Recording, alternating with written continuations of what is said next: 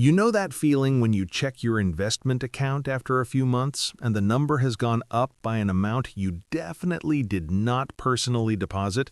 Like you put in a few $100s, went about your life, forgot the account existed for a stretch, and then one quiet Tuesday morning you open the app and there's more there than you left. And you just kind of stare at it. Not a life-changing amount, not yet, but more. And something about that small, unexplained surplus feels different from money you earned. It feels almost like the account did something without you, like it went to work while you were busy worrying about other things. That feeling is compound interest, and I think about it probably more than any reasonable person should. My name is Threk, and I spend way too much time thinking about money, mathematics, and why the single most powerful wealth-building force in the world is also one of the most consistently underestimated ones. Not because it's complicated, it's actually one of the simplest ideas in personal finance. But simple and emotionally powerful are two different things. And by the end of this, I think compound interest is going to feel a lot more real and a lot more urgent than it probably does right now. So let's start at the beginning. Compound interest is what happens when the money you've already earned starts earning money of its own. You invest $100, it earns 10%. Now you have 110. Next year, that 10% applies to the 110, not just the original 100, so now you have 121. Then, the year after that, the growth applies to the 121, and so on, forever, in an accelerating loop where the base keeps getting bigger and the returns keep growing on top of a growing base. That's it. That's the whole mechanism. It sounds modest written out like that. It doesn't inspire the kind of emotional response that a stock tip or a business breakthrough might, which is exactly why so many people underestimate it for so long.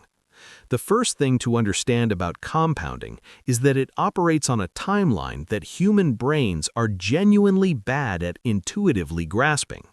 We're wired to understand linear progress. Plant a seed, water it, watch it grow at roughly the same rate each season. We expect effort to produce proportional results, and in the early years of compounding, that's basically what it looks like. You invest consistently, and the growth seems reasonable but not remarkable.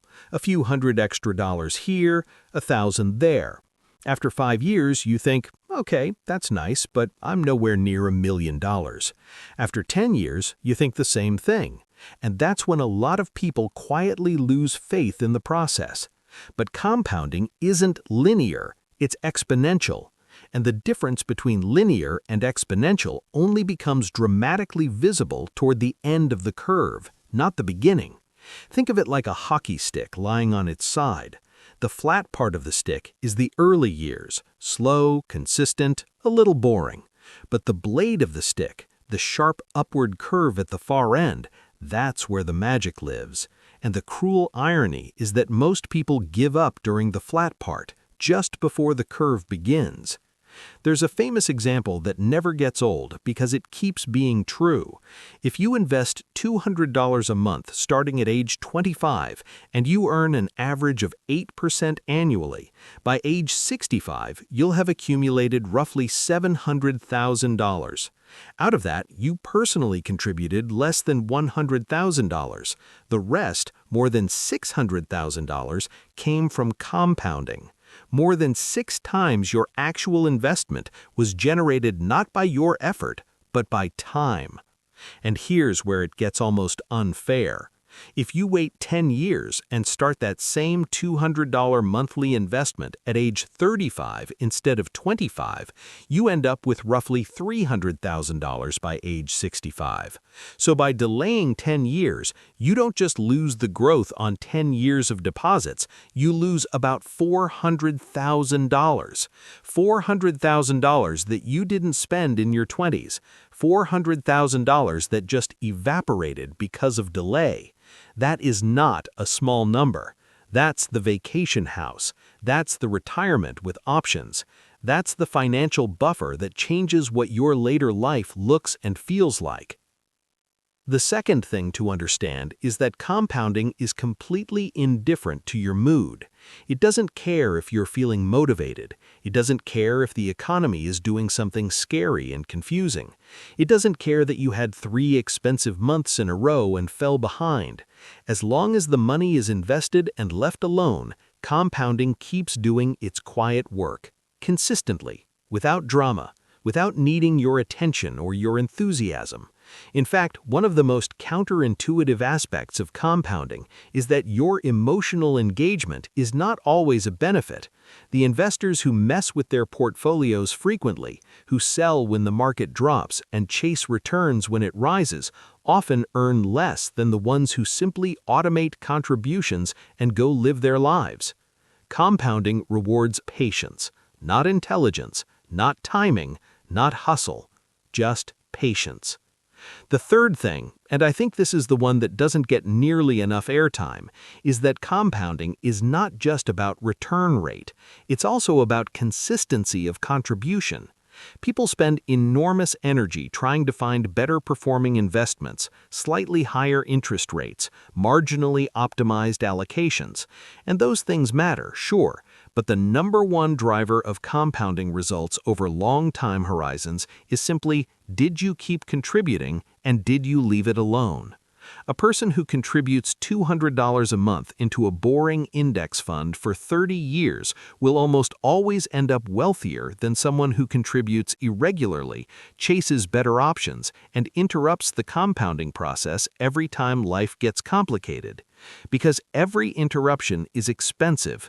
Every year of delay costs more than it looks like it will, and every withdrawal from a compounding account doesn't just remove the money you take out, it removes all the future compounding that money would have done.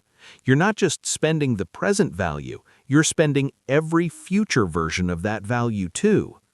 That idea sounds abstract until you do the math, and then it feels almost violent. So what does all of this mean practically? It means that if you're young and haven't started yet, the best thing you can do financially is start today. Not when you have more money, not when things settle down. Today. Even small amounts invested consistently and left alone will eventually become something your future self will be genuinely grateful for. The size of the contribution matters less than the consistency and the timeline. It means that if you're mid-career and already investing, the most important thing is continuity. Don't stop during rough months if you can help it. Don't interrupt the process. Let the flat part of the hockey stick keep extending because the curve is coming. And it means that if you're older and feel like you've missed the best years of compounding, you haven't missed everything. The best time to start was 20 years ago. The second best time is today. And even a decade of serious, consistent investing can produce results that meaningfully improve what your retirement looks like. Compound interest is quiet. It doesn't make headlines. It doesn't give you stories to tell at dinner parties. You won't feel it on a Wednesday afternoon in your 3rd year of investing. But one day, years from now, you'll open that app and the number will be so much larger than what you deposited that it will feel almost unreal. And that's not luck. That's time doing the work you gave it permission to do. So, give it permission. Start today. And then, as much as you can, leave it alone and let the math do what it was always designed to do.